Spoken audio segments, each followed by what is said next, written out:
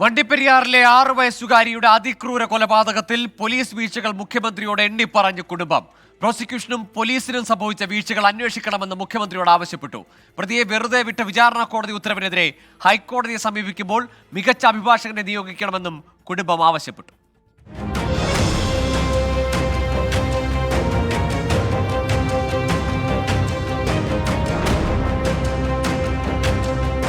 Idukki CPIM ജില്ലാ സെക്രട്ടറിക്കൊപ്പമാണ് കുടുംബം മുഖ്യമന്ത്രിയെ കാണാനെത്തിയത്. കേസിൽ പുനരന്വേഷണം വേണമെന്നും ഹൈക്കോടതിയിൽ അപ്പീൽ പോകുമ്പോൾ വിശ്വാസമുള്ള വക്കീലിനെ നിയോഗിക്കണമെന്നും കുടുംബം ആവശ്യപ്പെട്ടു.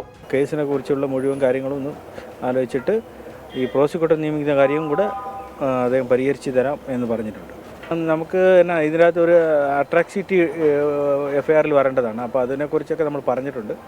അപ്പോൾ അതും കൂടെ ചിലപ്പം പരിഹരിച്ചുകൊണ്ട് കേസ് മുമ്പോട്ട് പോകുന്നതാണ് വിശ്വാസത്തോടു കൂടിയാണ് ഞങ്ങൾ തിരിച്ചു പോകുന്നത്. സർക്കാരിൽ പൂർണ്ണ വിശ്വാസമാണെന്നും കുട്ടിയുടെ പിതാവ് വ്യക്തമാക്കി.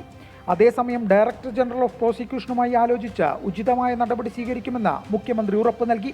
ഇരയുടെ കുടുംബം ഉന്നയിക്കുന്ന ആവശ്യങ്ങളെ സർക്കാർ ഗൗരവത്തോടെ പരിഗണിക്കും. കുടുംബത്തിന്റെ താൽപ്പര്യം കൂടി പരിഗണിച്ചായിരിക്കും ഹൈക്കോടതിയിൽ സർക്കാർ പുതിയ പ്രോസിക്യൂട്ടർ നിയോഗിക്കുക. 24 തിരുവനന്തപുരം.